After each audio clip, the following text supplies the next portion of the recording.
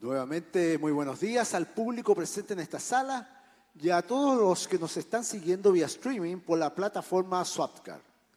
Para conocimiento de la audiencia, quienes están asistiendo de forma presencial a Expo Agua Santiago cuentan con su pase de movilidad y han cumplido nuestros estrictos protocolos de control para cautelar la salud de todos. Les recordamos a las personas que nos acompañan de manera remota y a los asistentes a este auditorio que para efectuar sus preguntas o comentarios, estas se deben realizar desde la plataforma virtual Swapcar, ingresando a la charla en la sección de foro de preguntas, las que revisaremos al final del bloque. Para dar inicio a nuestro primer panel, entonces, seguridad en el abastecimiento y saneamiento del agua, comenzaremos presentando a nuestros invitados. En primer lugar, la señora Claudia Papich, quien es bióloga y magíster en Ecología de la Universidad de Chile, con un MBA de la Pontificia Universidad Católica de Chile, certificada en el Instituto de Directores de Londres y miembro de la Cambridge Business Association. Actualmente se desempeña como gerenta general del Fondo de Agua Santiago Maipo, directora de Fundación Willow Willow y de Fundación Senda Darwin, y es docente de la Pontificia Universidad Católica de Chile del curso Estrategias de Negocios Sostenibles.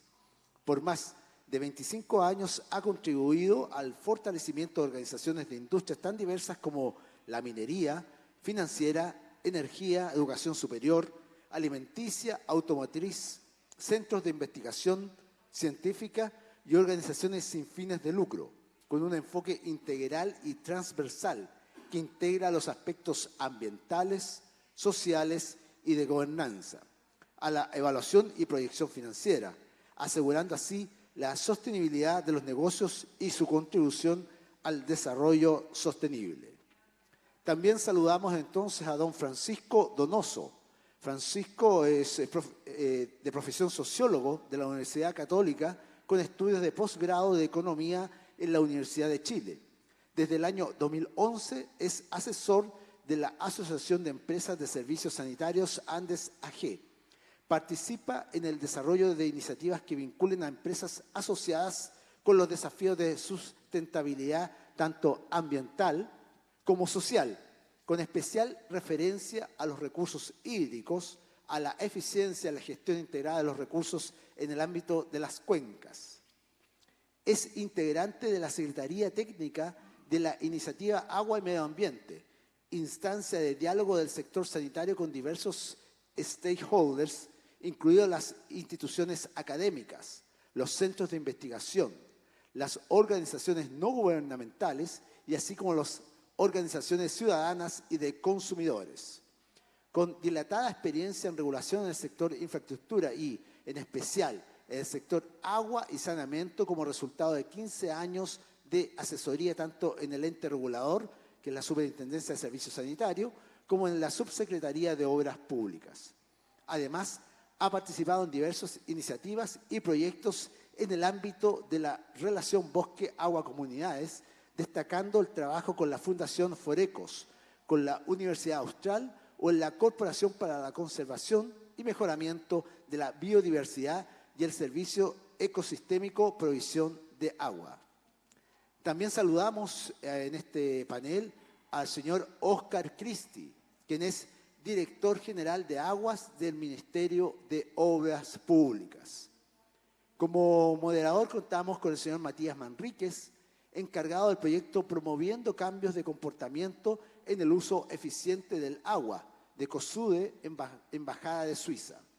Cientista político, magíster en Historia Económica Internacional de la Universidad de Ginebra, con especialización en procesos de industrialización de países en desarrollo. Últimamente estuvo a cargo de la coordinación de la presencia suiza en la COP25. Actualmente se desempeña como agregado de políticas sectoriales ambientales en la Embajada de Suiza en Chile. Bueno, y terminando con las presentaciones de rigor, entonces dejamos al señor Matías Manríquez a cargo de su panel. Adelante, señor Manríquez. Muchísimas gracias, Claudio. Entonces, primero que todo, quisiera también agradecer al Fondo de Agua Santiago Maipo y a los organizadores por invitarnos y representar acá al gobierno suizo y la Embajada de Suiza. Efectivamente tenemos una larga tradición con Chile, ¿cierto?, en temas medioambientales y climáticos. Y también un agrado estar con un panel tan de alta calidad, un panel de lujo, ¿cierto?, con representantes del Estado, del Servicio Sanitario y del Fondo de Agua. Y efectivamente, entonces le vamos a dar la palabra a Claudia Papich para la primera presentación de este panel sobre seguridad en el abastecimiento y saneamiento del agua. Muchas gracias, Claudia. Gracias, Matías.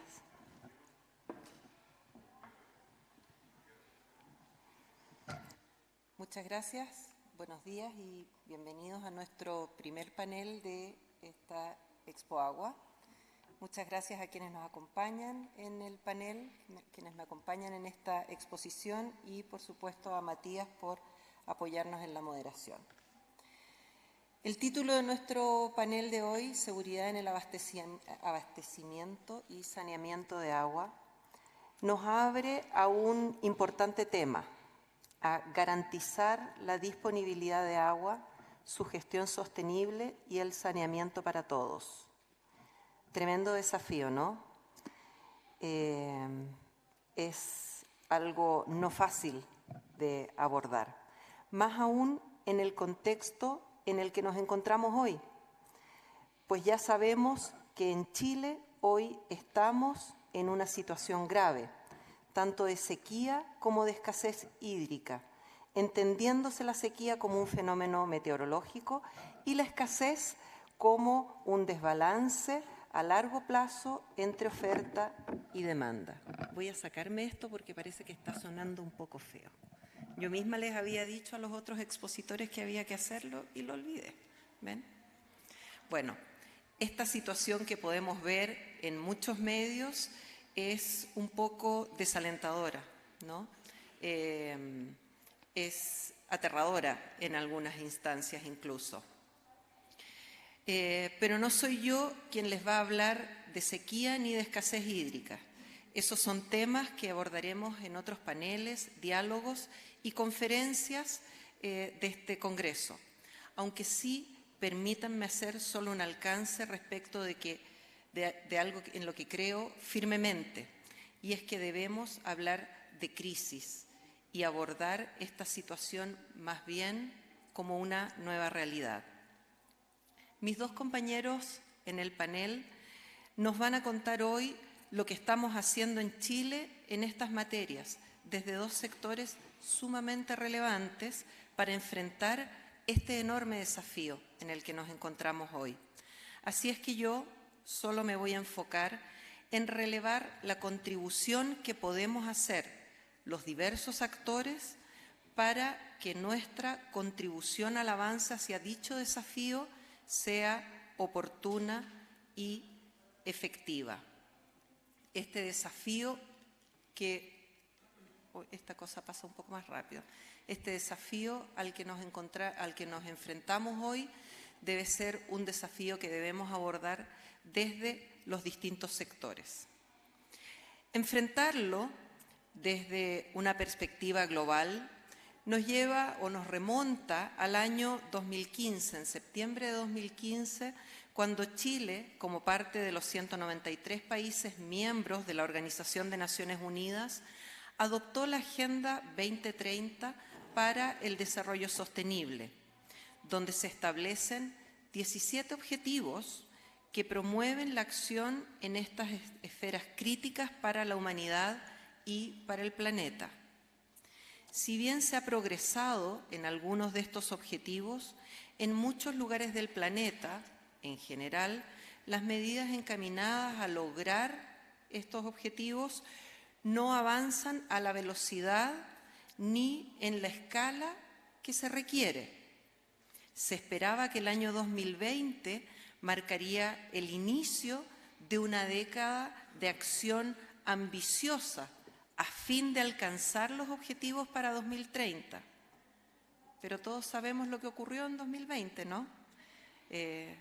No me refiero solo a nivel global con la pandemia, sino también si bajamos un poco el foco y vemos a nivel local todo lo que también ha estado convulsionado nuestro país en materia social, nuestra situación política en la que nos encontramos actualmente. Los mayores esfuerzos se han apuntado en el planeta en general y también en nuestro país a resolver la crisis sanitaria, pero entendemos la estrecha relación que ella tiene con la necesidad imperiosa de avanzar en todos los objetivos de desarrollo sostenible. Dentro de estos objetivos, si bien el objetivo número 6 es el que explícitamente se refiere al agua, prácticamente todos ellos están relacionados con los recursos hídricos en calidad, cantidad y oportunidad. Pues ¿acaso, me pregunto yo, es posible sin agua dar fin a la pobreza o lograr hambre cero, como nos invita el segundo objetivo de desarrollo sostenible, o garantizar la salud y el bienestar de la población, o reducir las desigualdades, mantener la vida de los ecosistemas terrestres, la vida submarina? Yo les invito a analizar la relación que puedan tener cada uno de estos objetivos de desarrollo sostenible con el contar con agua en cantidad y calidad suficiente. Ya pronto los vamos a estar invitando a dialogar en torno a estos temas también. Pensar en seguridad en relación al agua implica tener en cuenta los riesgos por la escasez o el exceso o el acceso, su rol en la superación de la pobreza y el desarrollo económico, además de asegurar las necesidades de los ecosistemas. Este enfoque debe ser integrado, incluir las dimensiones ecológica, económica y social de la gestión integrada de los recursos hídricos, para la generación de políticas y conocimientos que permitan la adaptación y nos acerquen al agua para todos, tal como lo señala el sexto objetivo de desarrollo sostenible. En este punto, me parece fundamental destacar el rol de la educación, del acceso al conocimiento y el aprendizaje como instrumentos para lograr la seguridad hídrica. Es así como la seguridad hídrica es considerada el sine qua non para el desarrollo sostenible. Y cada vez más. ¿Cuáles son las dimensiones de la seguridad hídrica? Primero, la seguridad hídrica doméstica. Es la primera dimensión en la que debemos asegurarnos de contar con agua en cantidad y calidad suficiente para satisfacer las necesidades sanitarias y de agua para consumo en comunidades, áreas urbanas y rurales. Otra dimensión que abarca esta seguridad hídrica es la seguridad hídrica ambiental, que nos permite restablecer las condiciones de los ríos, acuíferos y ecosistemas de cada una de las cuencas. Luego nos referimos a la otra dimensión de la seguridad hídrica como seguridad hídrica urbana, cuando hablamos de desarrollar ciudades saludables, dinámicas y con habitantes con una sólida cultura del agua.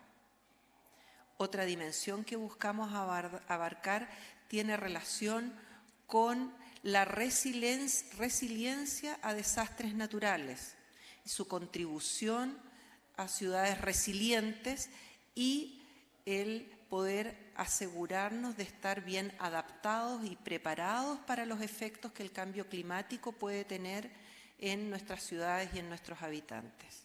Y la última dimensión que abarcamos con este concepto es la seguridad hídrica económica, pues es necesario contar con agua en cantidad y calidad suficiente para apoyar las actividades económicas y productivas, como la actividad agrícola, industrial y de generación de energía. La seguridad hídrica,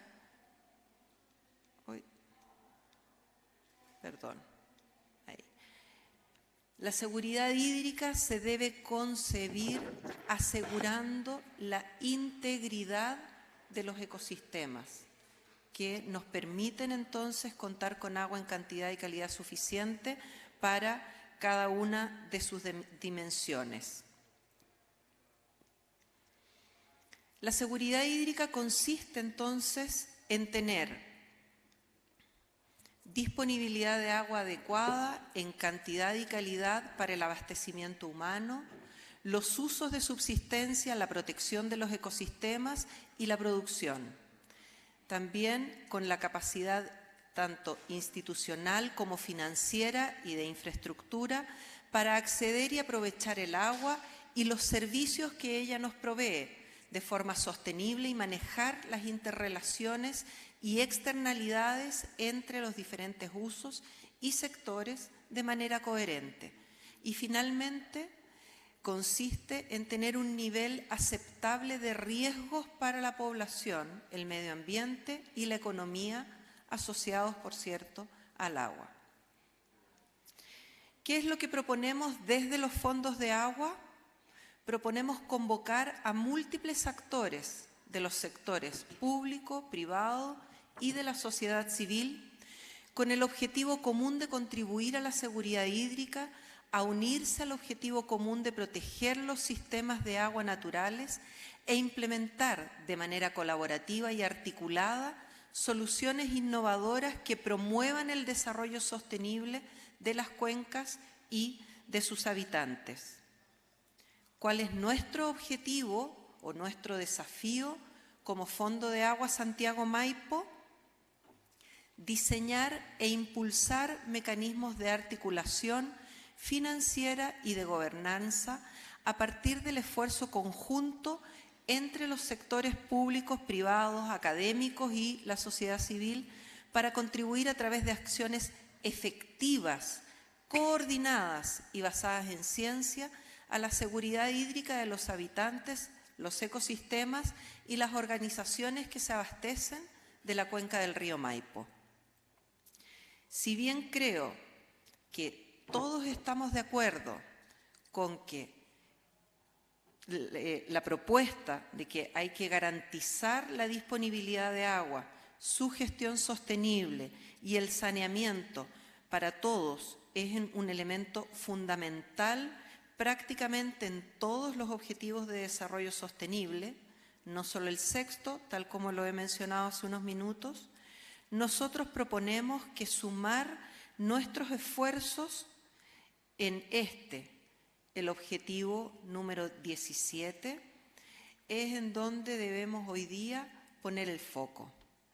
Con esfuerzos aislados y desarticulados, por más grandes que estos sean, no vamos a lograr alcanzar estos objetivos de manera oportuna y efectiva.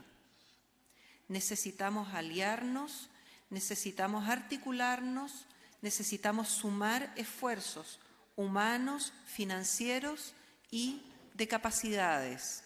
Necesitamos que todos los actores y tomadores de decisiones sean parte de este proceso, de manera articulada, de manera conjunta. Ya no hay tiempo que perder.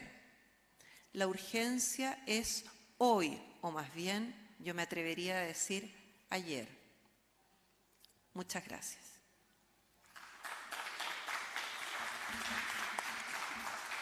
Muchas gracias, Claudia, por esta muy buena presentación y por destacar la necesidad, ¿cierto?, de crear alianzas, en el marco de ese paraguas analítico tan famoso que es la Agenda 2030, y también por recordarnos el rol, fundamental y transversal, ¿cierto?, del agua, tanto en nuestras sociedades como, no solo para lograr el desarrollo sostenible, pero para además la sobrevivencia del ser humano y de la especie de nuestro ecosistema.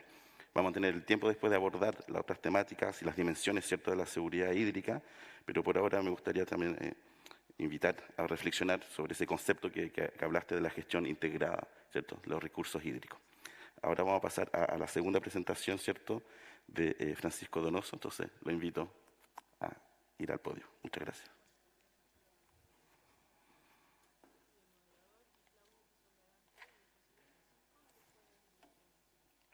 Hola, muy buenos días.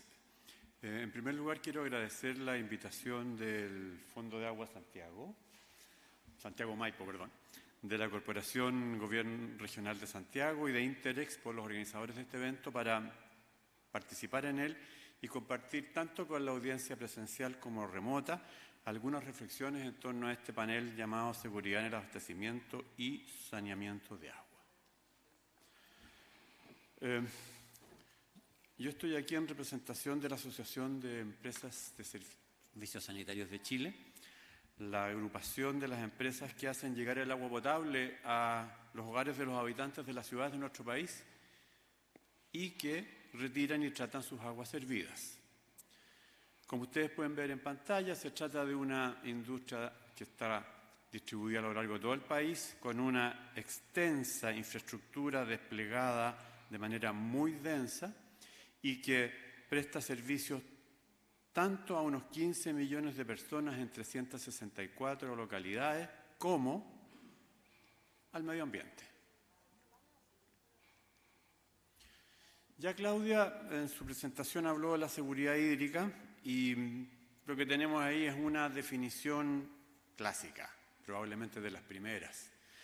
Y tal como ella señaló, a medida que el problema del desarrollo sostenible ha ido ocupando con mayor fuerza la agenda de Naciones Unidas, también el concepto de seguridad hídrica ha ido mutando, destacando entonces justamente el acceso sostenible a cantidades adecuadas y a calidad aceptable de agua, a garantizar la protección contra la contaminación y los desastres, a preservar los ecosistemas y un elemento relevante en el contexto de un clima de paz y estabilidad política. Y estos elementos nos hacen referencia entonces a que la seguridad hídrica va más allá de los meros eventos de emergencia o eventos extremos y se convierte en un lineamiento de política que está transversalmente presente en la definición de las políticas públicas y particularmente en ofrecer indicadores, metas en torno a las cuales ir evaluando su eficiencia y su efectividad y que también, como destacó Claudia, remite a la capacidad institucional, financiera y de infraestructura para poder aprovechar los recursos de manera sostenible y para poder mitigar las externalidades que se produce del uso entre los diversos sectores. Esto pasa con los... En ese contexto, entonces, la actividad de las empresas ha permitido alcanzar estos niveles de cobertura que están ahí reflejados en pantalla y sostenerlos en el contexto de dificultades asociadas al abastecimiento de agua que fueron someramente mencionados por Claudia, que forman parte de lo que todos conocemos hoy día respecto del fenómeno que atraviesa por largo rato a nuestro país y en el cual brevemente me voy a referir en unos minutos más. Ello ha significado la necesidad de redoblados esfuerzos, tanto para asegurar el abastecimiento en calidad, continuidad y seguridad para las personas que habitan las ciudades, como para asegurar la protección de los ecosistemas por la vía del tratamiento de las aguas servidas. Y ello se ha hecho sobre la base de una gestión eficaz con un nivel de precios que es, tal como dice ahí, se compara favorablemente a nivel del país como de grandes ciudades en el mundo. Esas son cifras del Global Water Intelligence y del año 2020. Y en los casos en que además la actividad de las empresas en otros países incluye la gestión de las aguas lluvias, está también incorporada en ese gráfico. Pero en lo que dice relación con los servicios que he mencionado, las tarifas en Chile se comparan de manera favorable con estas otras ciudades que tenemos ahí en pantalla. Hace unos años atrás, por allá por el 2015, se acuñó el concepto de mega sequía en nuestro país. Bueno, estamos en el 2021. No sé si mega sequía a estas alturas es hiper en fin, pueden haber diversos adjetivos para calificarlo. Pero lo concreto es que estamos hablando de un fenómeno que vino para convertirse en una nueva realidad estructural que se expresa en una porción significativa de nuestro territorio, como se ve en estos gráficos, que persistentemente en el tiempo se ha ido repitiendo. Antes las sequías eran de 3, 2 años, ahora estamos hablando de periodos mucho más largos, e incluso que en algunos de ellos se habló de el año más seco desde que tenemos registros, al menos en la zona central. Pero además de eso también se manifiesta en cambios en los patrones, frecuencia, intensidad y oportunidad, y por ende también en eventos extremos. Ahí sí. Parece que fue rápido, sí. Justamente entonces, en ese contexto es que las empresas sanitarias han invertido del orden de $930 millones en los últimos 5 años para asegurar el agua potable. Las inversiones totales son bastante más que esa porque dicen relación además con el tema de las aguas servidas, pero exclusivamente enfocándonos en agua potable, estamos hablando de $930 millones en los 5 años, en tipologías de obras como las que están allí descritas. Ampliaciones de planta, sondaje, interconexiones, plantas de osmosis inversa, reservas para autonomía. Pero además les quiero invitar a que miren la extensión territorial de esto, los nombres de algunas de las localidades en las cuales estas instalaciones precisamente denotan eso. Estamos hablando de una extensión significativa del territorio en el cual se ha tenido que desplegar este esfuerzo de inversión. ¿Para qué? Para permitir que el servicio se esté prestando con continuidad 24/7 y con los estándares de calidad a los que hacíamos referencia en un par de diapos anteriores. Sabemos que los desafíos futuros son significativos. Sabemos que los desafíos de adaptación son aquellos que están más vinculados con el recurso hídrico. En el caso particular de nuestro sector, ello dice relación con hacernos cargo de la menor disponibilidad de agua en nuevas fuentes, en los deterioros en la calidad de las fuentes mismas. Ustedes vieron en la diapo anterior, por ejemplo, plantas de osmosis inversa justamente para abatir esos nuevos contaminantes emergentes. En la gestión de los riesgos y contingencias, no es solo inversión, es gestión. Y, muy relevante, inversiones en resiliencia, tanto de las instalaciones como para que las ciudades puedan volver a funcionar en el menor tiempo posible una vez pasada el evento. Hay aquí algunos ejemplos de inversiones que son emblemáticas, que son exitosas, que dicen relación con estos elementos y que todos ellos ponen en evidencia que la industria ha puesto en juego su capacidad técnica, su expertise, sus recursos financieros y su capacidad de gestión para llevar adelante tanto las iniciativas que mencioné anteriormente como estas otras que son un poco más emblemáticas.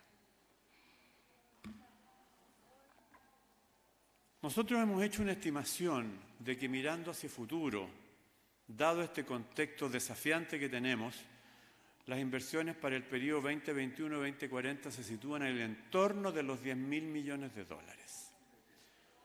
Estamos hablando de inversiones en partidas como las que hemos comentado, nuevas fuentes, pero también en eficiencia, en seguridad y en infraestructura resiliente. Estamos hablando de que ellas van abarcando cada vez porciones mayores de nuestro territorio y aunque pueda parecer anecdótico, incluso hay inversiones que se están programando para Puerto Natales, porque el fenómeno en realidad se despliega de una manera muy relevante.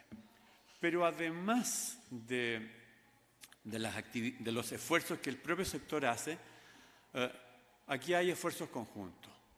Esfuerzos conjuntos porque la acción de la industria sanitaria por sí sola no es suficiente para la magnitud del desafío.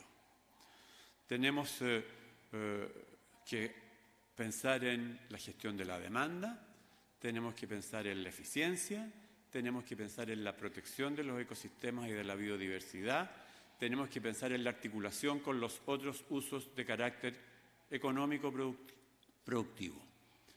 Pero también requerimos fortalecimiento de institucionalidad y del gobierno de las aguas.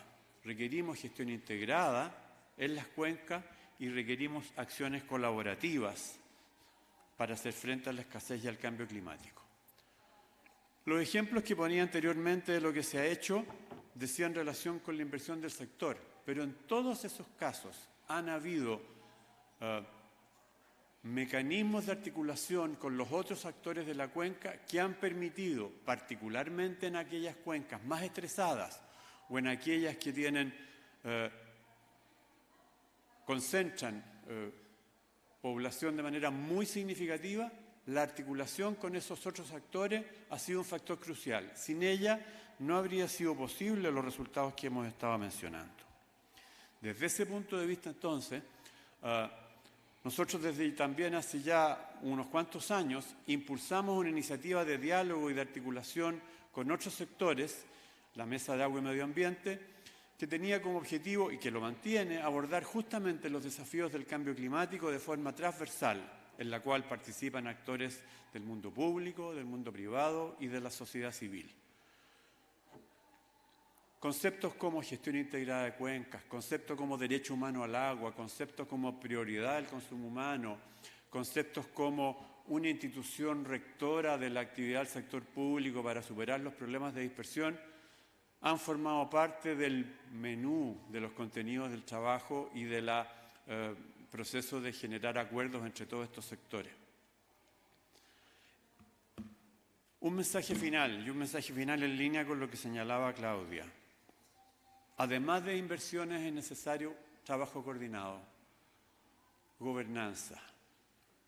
Necesitamos tener una visión compartida de hacia dónde queremos avanzar en el largo plazo y que esa visión compartida ponga en el centro garantizar el derecho humano al agua y al saneamiento y, parafraseando lo que es el contenido de este panel, la seguridad hídrica. Muchísimas gracias.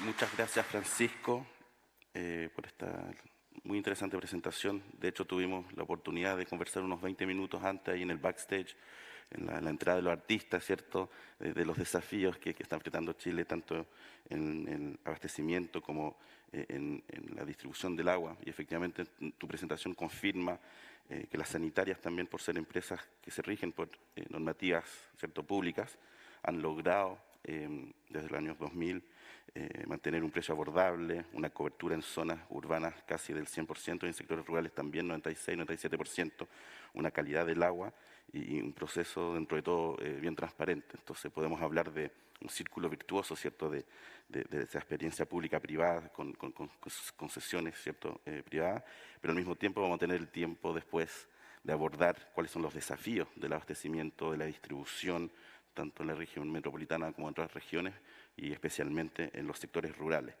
Pero nos vamos a quedar también con algo en mente, que no solamente es la inversión en la infraestructura, que es importante, pero también el llamado al esfuerzo común y a la gobernanza del agua. Muchas gracias, Francisco. Y ahora llamo a Oscar Cristel, director general de la Dirección General de Aguas, para la última presentación de este panel. Muchas gracias, Oscar.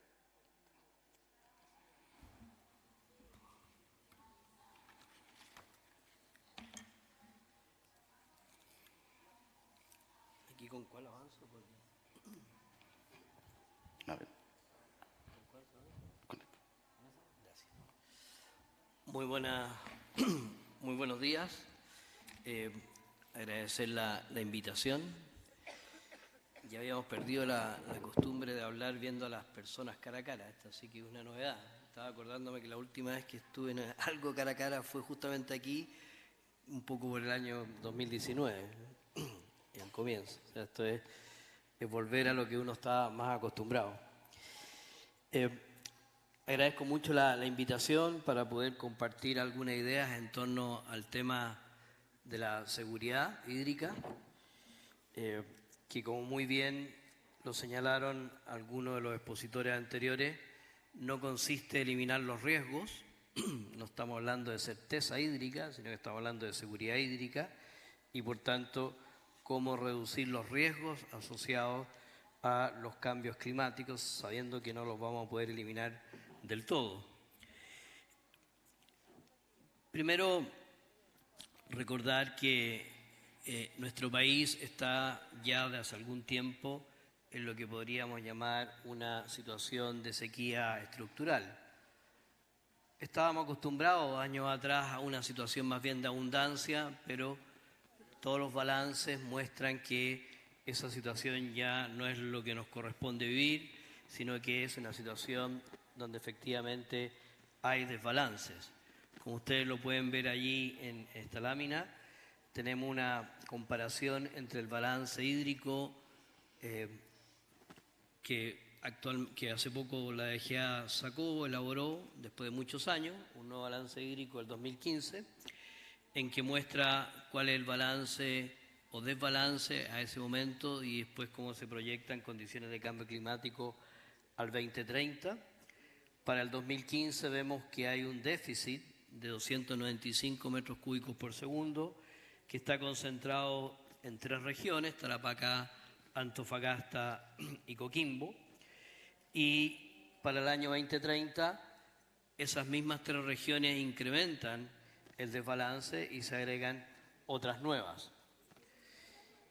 Si vemos el detalle ahora por región de este balance comparado y tomamos el periodo 1985-2015 y lo comparamos con las proyecciones del 2030 al 2060, y vemos cada una de las regiones, vemos que en todas hay una proyección de disminución en la oferta y al mismo tiempo un aumento en la demanda. La única excepción en que no aumenta la demanda en este balance de Arica y Parinacota, pero en todas las demás se da el fenómeno de menos disponibilidad proyectada y mayor demanda, lo que va haciendo entonces que las brechas vayan aumentando y aparezcan nuevas regiones, como por ejemplo el caso de Valparaíso.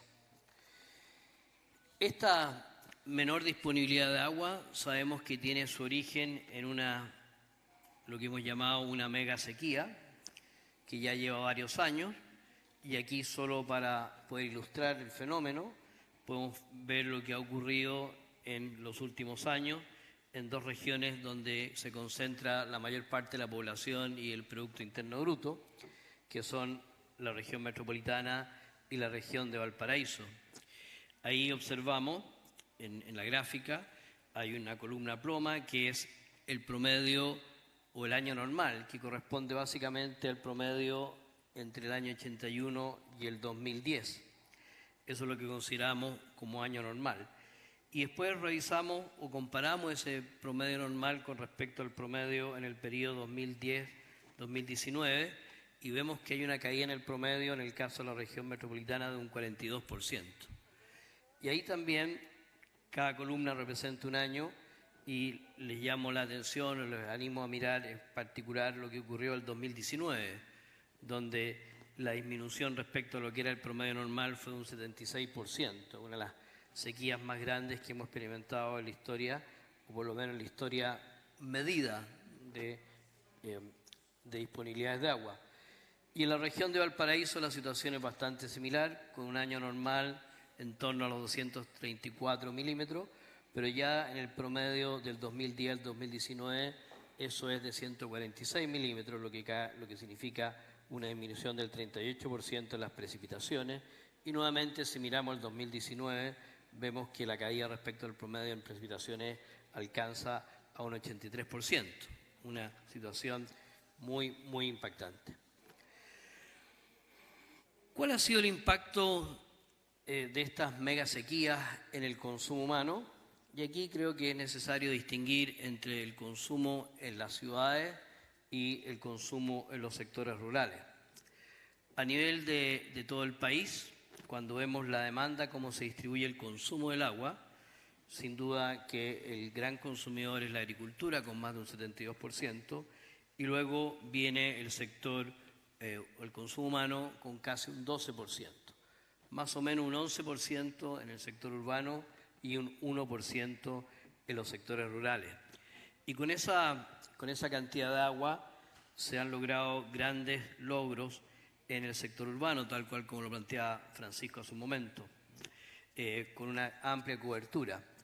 No así en los sectores rurales, donde todavía hay un déficit importante y el Instituto Nacional de Estadística en base al último censo, informa de aproximadamente 324 familias que no están conectadas a un sistema formal. Parte de ellos se abastecen o autoabastecen de fuentes propias, como pozo vertiente, y otra parte camiones aljibe. La sequía que hemos experimentado desde el 2019 a la fecha, y es digno destacar, no ha tenido impacto en las ciudades. Esto es un tema discutible, pero en la práctica no ha tenido impacto en las ciudades, y en donde ha habido riesgo de impacto, la agricultura ha puesto a disposición sus aguas para asegurar el consumo humano. Caso del Maipo, caso de la Concagua, caso de Illapel, por mencionar algunos de los casos en donde se ha priorizado el consumo humano por sobre otros usos, y eso ha permitido entonces evitar racionamientos, como ocurría en tiempos pasados. En los sectores rurales, donde la sequía ha tenido más impacto, el Ministerio de las Públicas ha tenido que hacer monitoreo de cada uno de los sistemas de agua potable rural y tomar medidas de emergencia, porque muchas veces el problema es que un pozo se queda colgado o algo similar.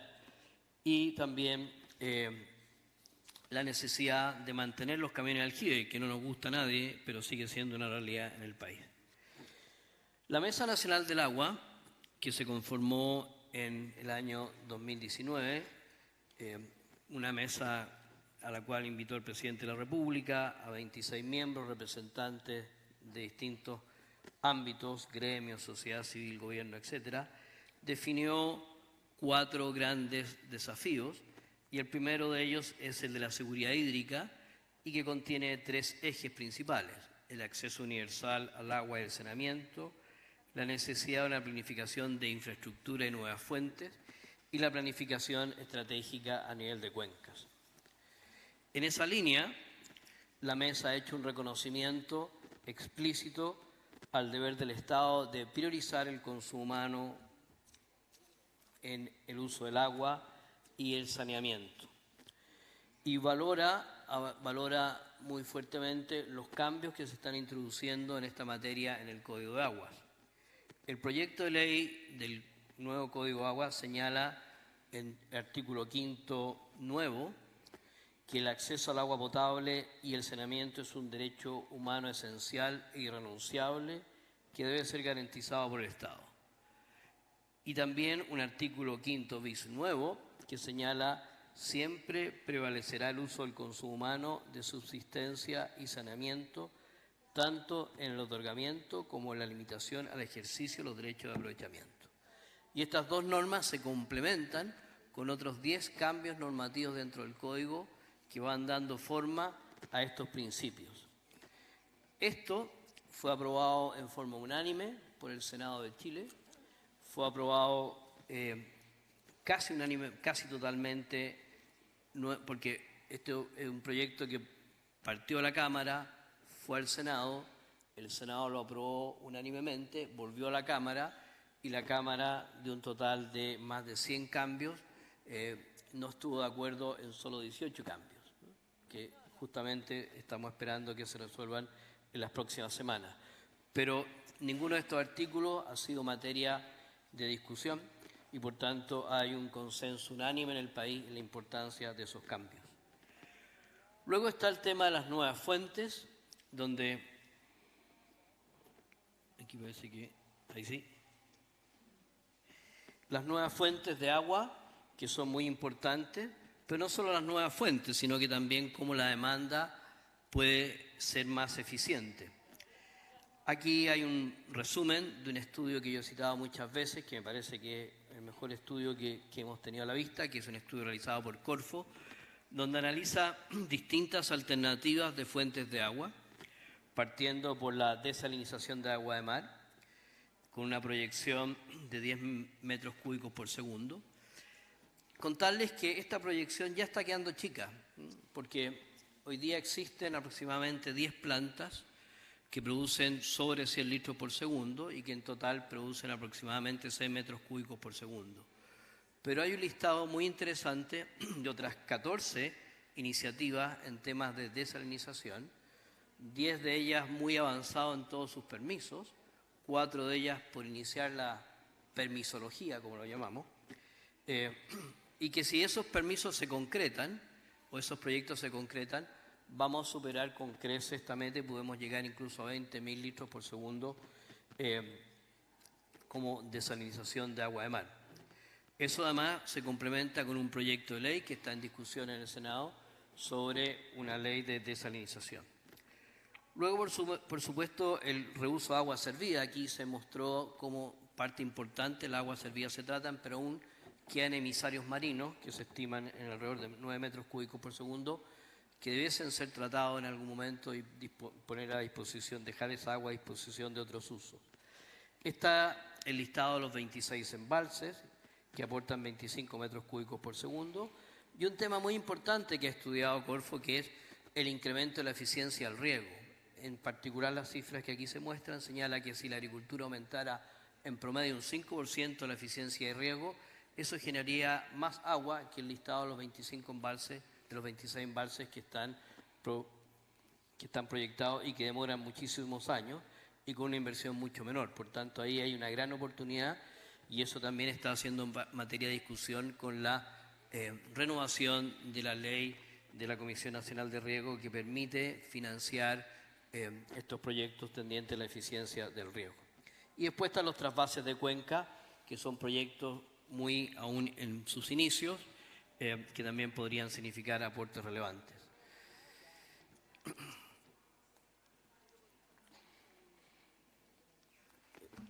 Luego, el tercer eje son los planes de cuenca, que la Mesa Nacional también ha tomado conocimiento del trabajo que está haciendo en esta materia la Dirección General de Agua, que básicamente está realizando un plan de gestión estratégica para cada una de las cuencas del país, destinadas primero a modelar en una modelación integrada lo que es el agua superficial con el agua subterránea, que es el primer paso para una gestión integrada.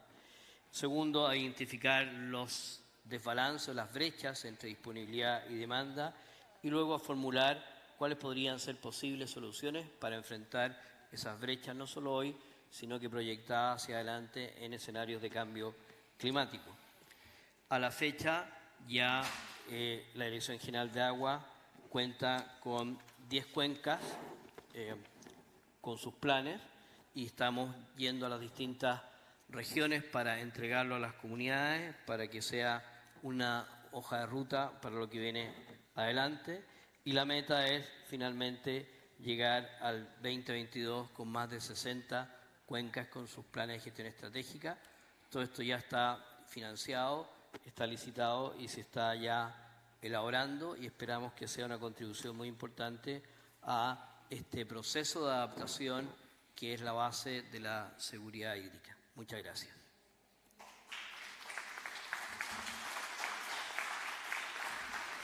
Muchas gracias, Óscar.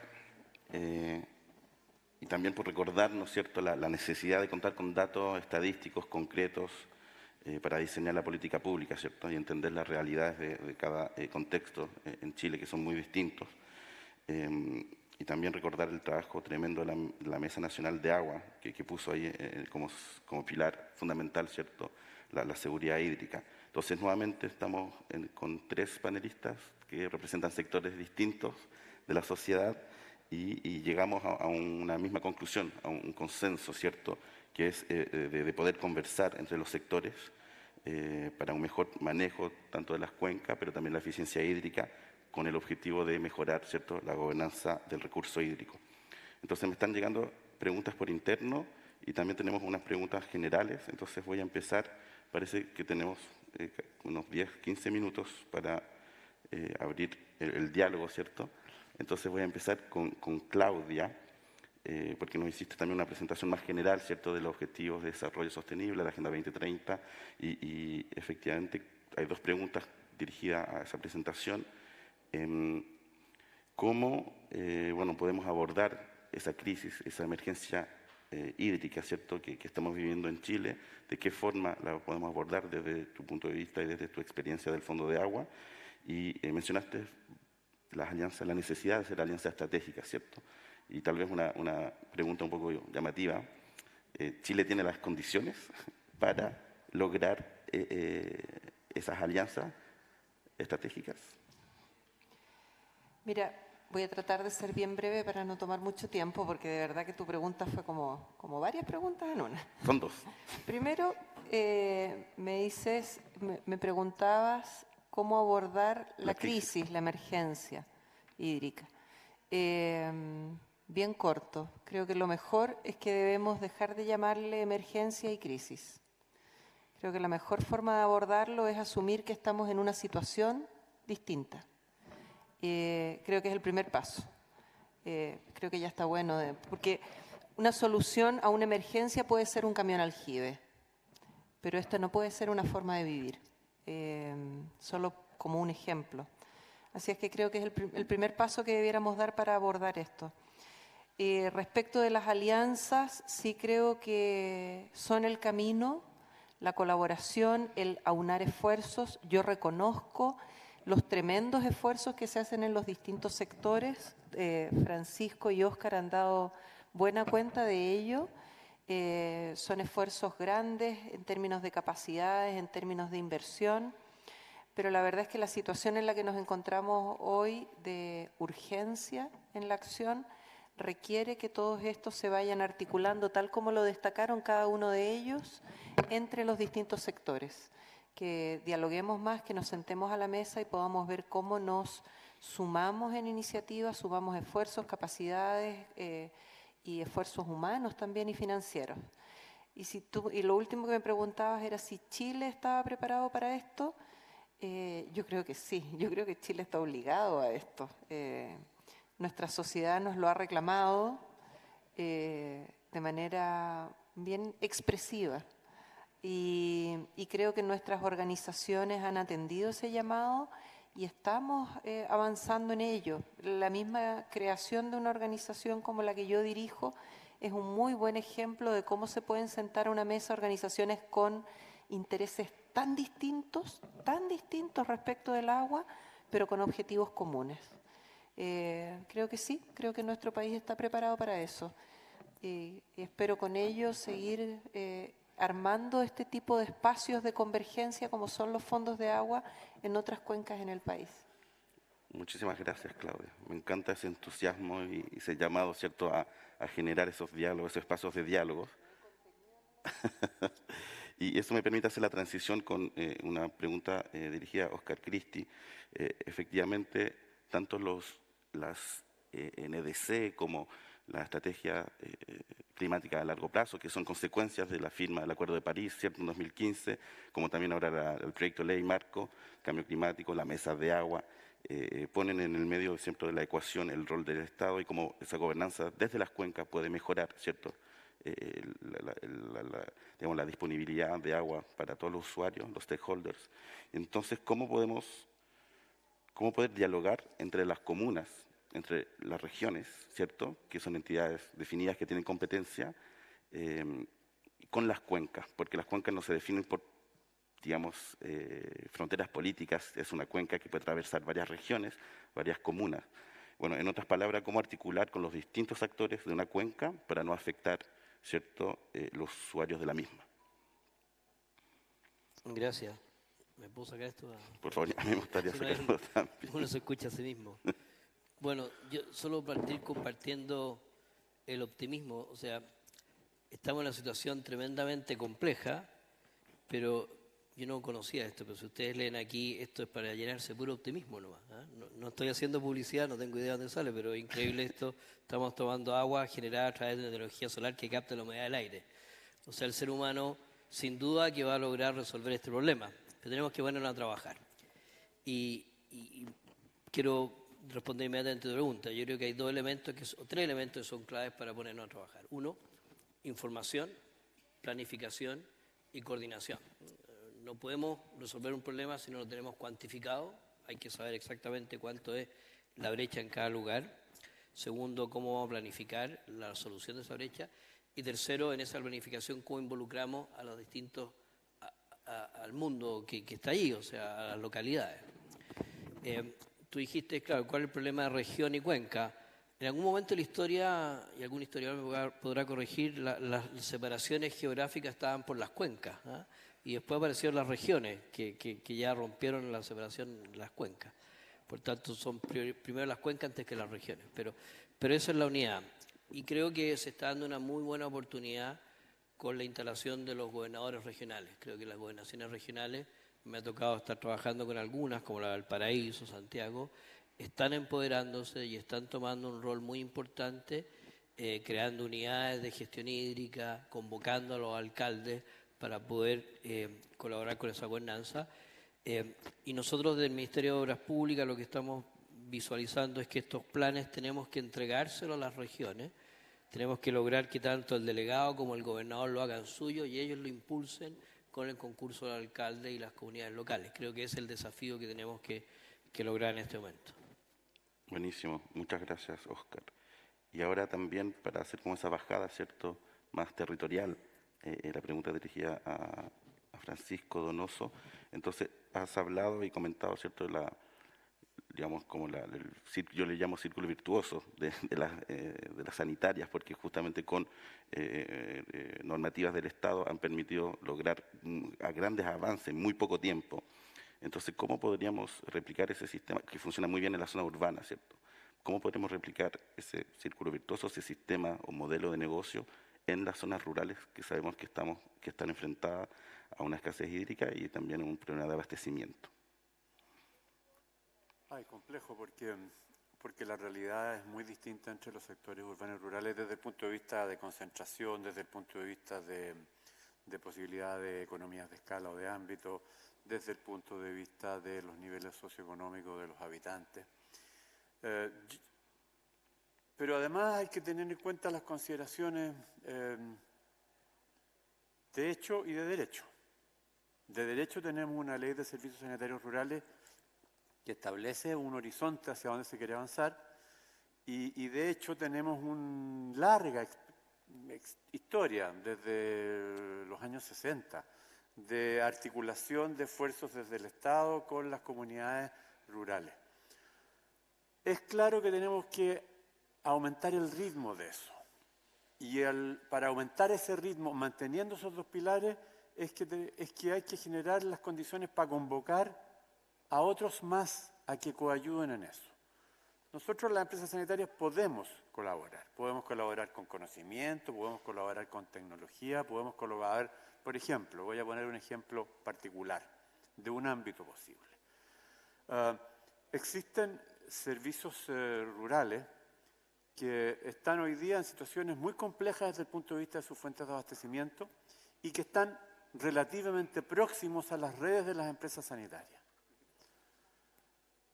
Esas empresas en sus regiones han hecho la oferta al Estado, a la Dirección de Obras Hidráulicas en particular, de poder evaluar proyectos de interconexión que permitan tener una conexión y una llave de paso con un medidor, que le otorgue un respaldo de seguridad a esas comunidades. Estoy cierto que así como ese pueden haber muchas otras iniciativas que involucren a distintos sectores, tanto del sector productivo como de la sociedad civil, para que este avance que necesitamos para cerrar esta brecha de acceso universal y no tener que esperar 10 años más, sino que ojalá fuese 5, podamos avanzar con fuerza. El Estado ha comprometido niveles de inversión súper relevantes. El presupuesto de agua potable rural del Ministerio de Obras Públicas crece independiente de cualquier otra consideración respecto de apretarse el cinturón, reasignaciones o lo que sea. Y eso es loable. Pero tenemos que allegar más capacidad y más recursos y hay que abrir esos espacios buscando maneras inteligentes de colaborar. Esa es mi intuición de por dónde va el camino y esa es la oferta que nosotros hoy día hacemos. Muchas gracias, Francisco. Entonces, me voy a agarrar de esa respuesta para hacer una pregunta a Óscar y a ti también, Francisco. Entonces, ¿cómo podemos lograr que la ciudadanía o esos diálogos, ¿cierto?, esas mesas que van a convocar y hacer consultas, ¿cierto?, a la ciudadanía, puedan ser vinculantes desde los territorios? ¿Cómo podemos lograr que efectivamente, porque, bueno, desde la Embajada también tenemos un proyecto en San Pedro de Melipilla y la gente nos dice, ya estamos como cansados de estar ahí dialogando. Llevamos 15 años hablando. Necesitamos como respuestas concretas y a muy corto plazo. Entonces, ¿cómo podemos lograr que esas consultas efectivamente se vean reflejadas tanto en las leyes, en las instituciones y en la respuesta muy concreta y que sean vinculantes? Óscar, por favor. Sí, bueno, a ver, hay efectivamente un tema que tú planteas que es difícil de responder porque no tenemos la institucionalidad para determinar que una consulta sea vinculante.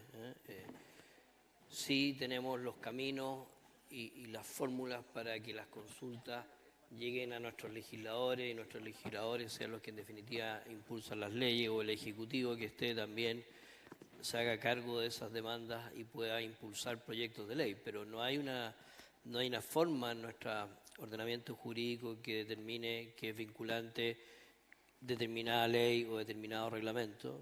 Tiene que pasar por el proceso legislativo y por el Ejecutivo.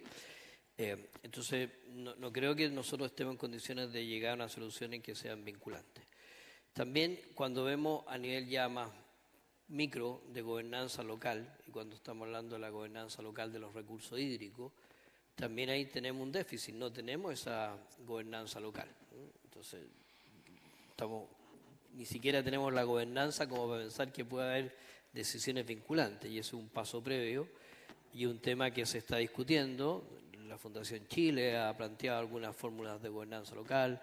La Mesa Nacional convocó una mesa técnica que está pronto a entregar su informe de cómo generar una gobernanza local. Y ahí donde entre esa gobernanza local habrá que establecer los mecanismos de coordinación. Pero no creo que lleguemos tampoco a una situación de vinculación, de que decía las bases necesariamente lo tengan que hacer, sino que de una adecuada coordinación. Y siempre va a ser necesario la presión desde un lado para que el otro ejecute acciones. Así es como lo entiendo. Buenísimo, muchas gracias. ¿Quieres agregar algo, Francisco? Sí, en paralelo a lo que señala Óscar, el director de la DGA, respecto de los avances que es necesario hacer desde el punto de vista de generar gobernanza, también es bueno tener presente que hay avances en materias normativas. Por ejemplo, él mencionó con bastante detalle el estado de avance de la modificación del Código de Agua y en particular lo que dice relación con la priorización del consumo humano, que ahí se establece que también requieren articulaciones para hacerse carne, para hacerse realidad. Porque entre el terreno de la declaración, que es vinculante como una ley, pero lo que sucede en un ámbito particular necesita también hacerlo carne. Y eso pasa por voluntad y articulación. Entonces, las dos cosas van avanzando simultáneamente. Por cierto, necesitamos un marco, porque todos necesitamos saber a qué atenernos, porque necesitamos certezas respecto de dónde vamos a actuar. Pero por otro lado, también es posible generar acuerdos o articulaciones que permitan que esos marcos puedan avanzar con mayor fluidez. Y creo que incluso nuestro anfitrión, invitados de hoy día, tienen mucho que decir de eso. Por supuesto, de hecho, muchas gracias, Francisco. De hecho, esta es la última pregunta, veo el tiempo, dirigida a Claudia desde la plataforma digital, que nos preguntan si, bueno, otra iniciativa muy similar al Fondo de Agua son los acuerdos de voluntarios para la gestión de cuencas, gestionados a través de la Agencia de Sustentabilidad y Cambio Climático, y que se han desarrollado en diversas cuencas a lo largo del territorio. ¿Cuál es la diferencia entre el Fondo de Agua y los acuerdos voluntarios para la gestión de cuencas? Muy buena pregunta, y creo que me permite a través de ella también fortalecer lo que han señalado Francisco y Óscar. Los acuerdos son un instrumento, los acuerdos voluntarios, y un muy buen instrumento, por cierto. De hecho, nosotros como Fondo de Agua estamos involucrados en proyectos que permitan desarrollar este tipo de acuerdos. Los fondos de agua no son un instrumento, son una plataforma donde convergen las organizaciones que están desarrollando esfuerzos como los que han señalado Óscar y Francisco, donde se suman estos esfuerzos. Por ejemplo, se hacen estos estudios, existen estos diálogos que ustedes han señalado, pero hay otras organizaciones que pueden tomar todos estos estudios, estos planes que se desarrollan y contribuir a su implementación. Hay otras organizaciones que pueden ampliar los efectos de esa implementación y pueden entonces hacerlos llegar con un alcance mayor o con una profundidad mayor. A eso nos referimos con la articulación.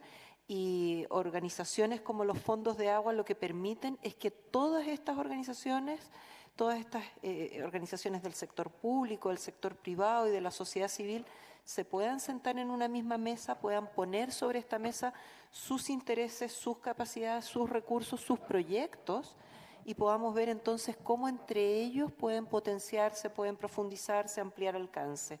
Es cierto, como dice Óscar, que nos falta mucho en el desarrollo de la institucionalidad, pero mientras tanto podemos avanzar muchísimo más, tal como lo señalaba Francisco, sumando los esfuerzos de uno y otros sectores o de unas y otras organizaciones.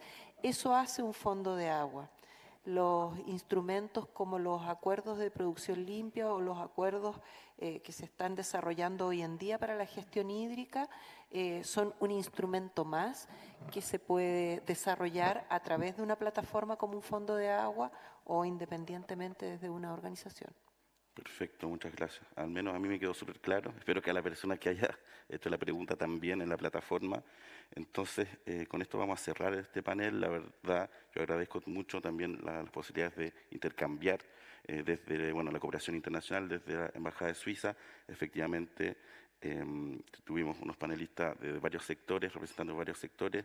Nosotros hace 3 semanas hicimos el mismo ejercicio en México y nuestro jefe del Programa Global de Aguas nos terminó cerrando así, diciendo que en realidad de los 30, 40 años de experiencia que tiene la cooperación suiza en el mundo, porque el agua es un pilar de la política exterior, nunca ha sido el cambio tecnológico que ha permitido los cambios sustanciales. Siempre ha sido el cambio de gobernanza en las leyes y en las instituciones. Efectivamente, el camino es más largo, pero es más, es sólido. Entonces, yo creo que es la invitación de los 3 panelistas a conversar y a seguir dialogando. Muchísimas gracias y un aplauso para ustedes.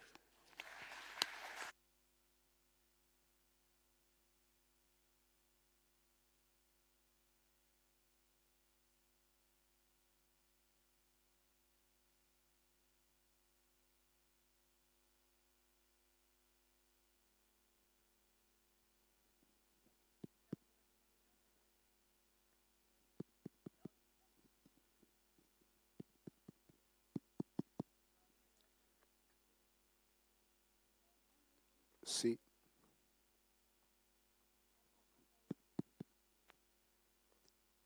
Queremos dar las gracias a nuestro moderador Ignacio Matías Manríquez, que estuvo a cargo del panel número 1, que es seguridad en el abastecimiento y saneamiento de agua, y a los panelistas Claudia Papich, Francisco Donoso y Óscar Cristi. Muchas gracias entonces, y les informamos a todos nuestros amigos que nos acompañan acá en la sala y a quienes nos acompañan de manera virtual. Aquí vamos a hacer un ajuste de 5 minutos para recibir en nuestro escenario el siguiente panel, que es conservación de los ecosistemas que sostienen la disponibilidad de agua en cantidad y calidad. En este panel modera Ignacio Elso y participan Andrea Vera desde Ecuador, Tomás Dínguez y Sebastián Infante.